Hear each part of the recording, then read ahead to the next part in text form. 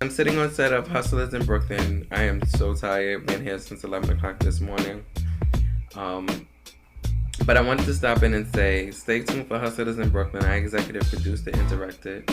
It's a reality TV show based on 5 individuals hustling for their dreams. Also, we have this talk show coming to Brick TV this summer.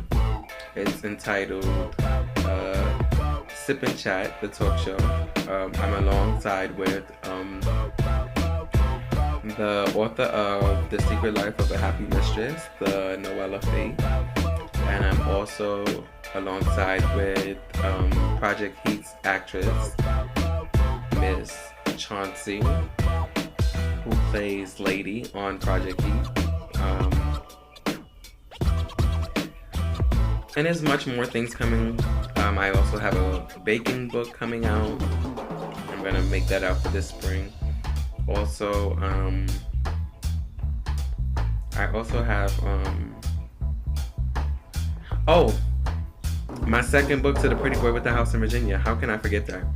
The second book to the Pretty Boy with the House in Virginia is entitled Backsliding the Aftermath. And the reason why I entitled it Backsliding the Aftermath is because a lot of people, when you are put in a position to, change the world, I should say, a lot of people who view you as a public figure kind of forget that you are human. And even though you're saying and doing things to help the future and our world and, better our community as a whole, you tend to fuck up, plain and simple. So this second book is about me releasing my first book and wanting to be that activist, that advocate for individuals who did not have that voice. When I first started off with The Pretty Boy with the House in Virginia, I actually wanted to be that voice. You know how Little Mama is the voice of the young people? Well, I wanted to be the voice of the individuals who are living with HIV and are unsure of how to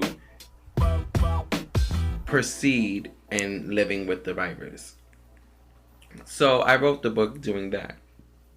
But in the book, I said that I lived a promiscuous lifestyle. I did drugs. I did this and that. And then my last chapter said, I walk by faith, not sight, which was my best chapter. But it ended off as, I gave my soul to him. And I gave my heart and all my worries and fears, and I put it in the hands of the Lord. Don't get me wrong, I did do that, and I still to this day do so. But what I didn't do is things that I'm writing in this book.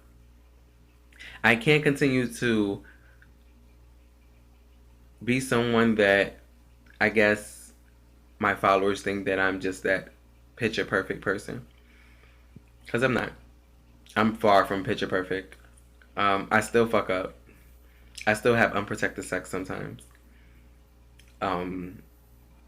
But the things I can say is that even though I am still randomly having unprotected sex, I'm having it with individuals that are aware of my status.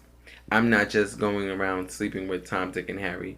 And I'm not that King Thought no more, or King Ho, as I said in my book, anymore.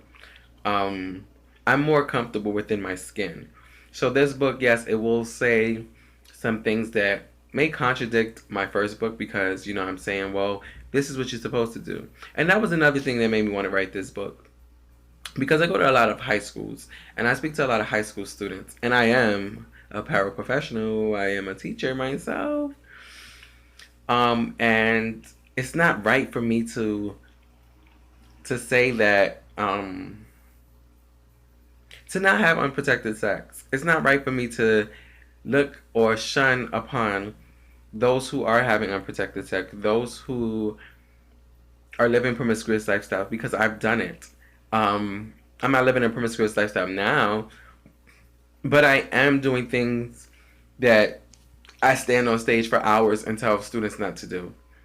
And that is contradicting, and that's fake, and that's not who Brenden Ortiz, the brand, the mogul, would love to be known for. And I think when I write my books, I release a lot of anger, a lot of things that people do not know. And when I put it in those books, I don't care about judgment, because judgment is just that. It's an opinion. Anybody can opinionate on me, just like I can opinionate on you. And yes, everybody, I'm just gonna be a sidebar real quick. Everybody says, you got a nice smile, but just now I went to that side. Y'all seen that missing tooth? Yes, boo. I am